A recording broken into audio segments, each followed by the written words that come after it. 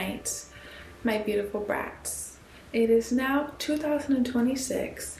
We have more to conquer, more to overcome, and more drama to spill. Let's talk about the trend everyone pretends is about taste.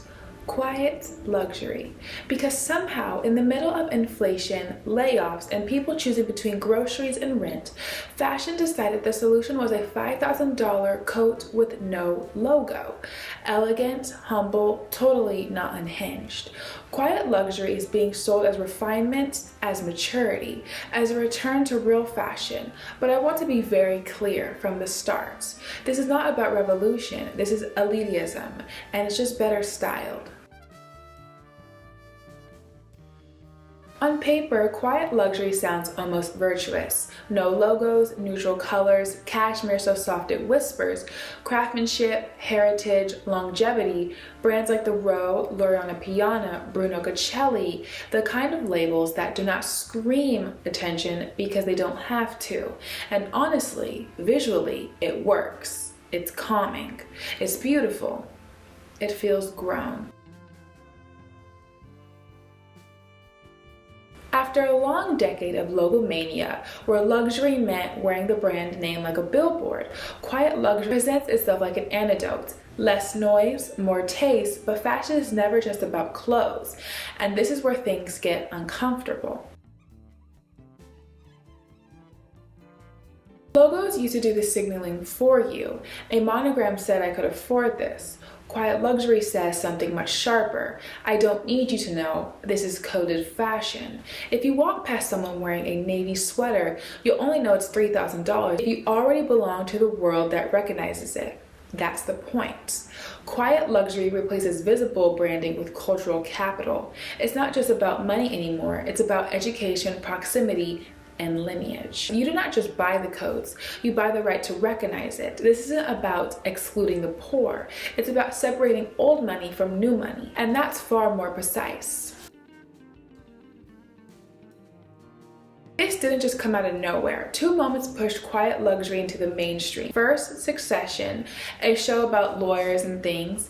Billionaires dressed like they don't need approval. L'Oreal Piana vests worn like armor. Second, Gwyneth Paltrow's unapparentable skiing trip trial. The Row, clean lines, zero explanation.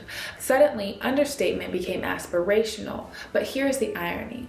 Quiet luxury became the loud moment and went viral. Once TikTok started explaining it, the exclusivity cracked, and so the price tags went up. Scarcity always tightens when access increases. Quiet luxury loves to pretend it's ethical.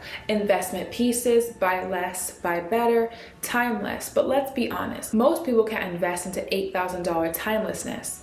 Longevity is a privilege, and many of these brands still participate in the same labor systems, the same sourcing issues, and the same global inequalities, just wrapped in beige and silence.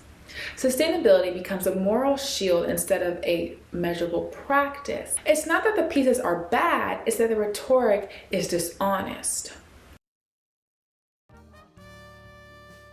And here's where it gets darker in the fashion industry. Fast fashion saw quiet luxury and immediately replicated the look, not the quality. Muted palettes, clean silhouettes, old money aesthetic, but without craftsmanship, durability, and ethic. So now we have a two-tier system. One group buys real quiet luxury and calls it discretion. The other buys the illusion and calls it aspiration. Both are participating in the same hierarchy, just on different rungs. Fashion loves binaries. Quiet equals tasteful. Loud equals vulgar. But that's lazy. Loud luxury, logos, colors, maximalism at least admits what it's doing.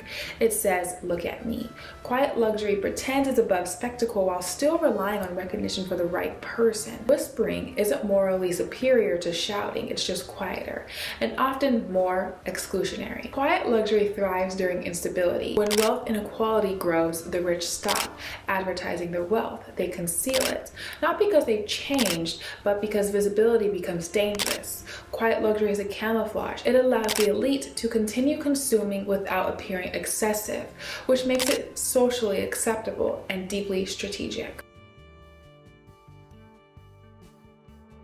Quiet luxury is not about simplicity. It's about signaling without being questioned. It's about maintaining distance while pretending to be modest.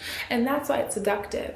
The danger isn't that it's truly ugly, it's that it's beautiful. Beauty makes ideology harder to interrogate. So no, quiet luxury is not the end of logos. It's just the evolution of status signaling, same systems, softer voices. And that, honestly, is the most elitist part of it all. Sincerely written in style, Mrs. October, aka the princess of fashion, the face of fashion, and the sole reason why there's an H in fashion. Good night, my beautiful brats. Ailey Henderson.